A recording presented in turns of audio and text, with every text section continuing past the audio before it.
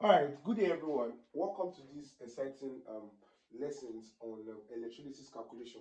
I was given a question to quickly solve for someone, and I believe it will be helpful to this audience. Now, the question says, what is the amount of, essentially on electrolysis, pardon me, and it's those of us that are battling with electrolysis or trying to solve electrolysis question, this should help you.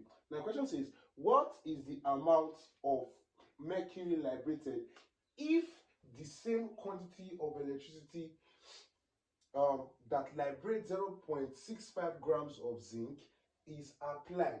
All right, so given these are their molar masses. Now quickly, now this question is on second law of electrolysis, because first, the same quantity of electricity, so electricity is constant, and second law of electricity says that when what's it called, when the same quantity of electricity is passed through different electrolytes, according to second law, when the same quantity of electricity is passed through different electrolytes, the relative number of moles of the element are inversely proportional to the charge present on the ions.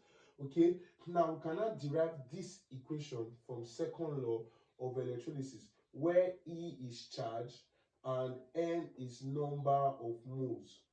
N is number of moles. Okay, now quickly, I've always given people arc to solve electrolysis question. Now, this is my arc to solve any electrolysis question. Now, according to solve electrolysis question, if you want to solve 90% of the electrolysis question, this formula will solve it if you know your way around it.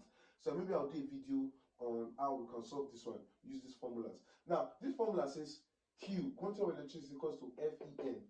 Do you get? So where F is also a constant, it's Faraday's constant, is the quantity of electricity to deposit one mole of electrons. So it's in what's it called, 96500 charge per mole. So now the electricity were constant. Do you get? So let's make Q over F subject formula. So electricity is, so this thing is a constant now. So we cannot say charge 1 number of mole 1 equals to charge 2 number of mole 2. So this is the formula we use to solve. So most times when you have two elements in electrolysis, we have to do with two elements. Now we have to do with mercury and zinc.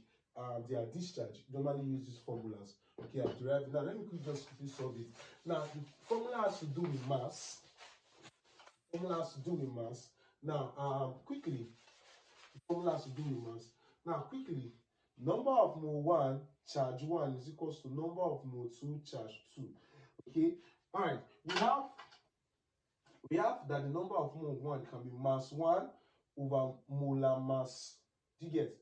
Over molar mass 1 times the charge equals to molar mass 2, mass 2, because number of moles is equals to mass over molar mass. That should be noted. Number of moles is mass over molar mass. That should be noted already. So no, mass 2 over molar mass 2 times charge 2. So that's what we have. So quickly, let's take 1 to be zinc. Let's say the one, okay, N1 is to zinc, while N2 is to mercury.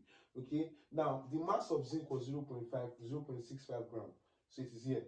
If 0.6, if the same quantity of electricity was applied to 0.65 gram of zinc, so that of zinc is 0.65 gram over the molar mass of zinc was given 65.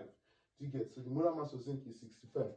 So if the molar mass of zinc is 65, we'll say over 65 times, what's the charge of zinc? In electrolysis, zinc is usually Zn2 plus. So zinc is 2.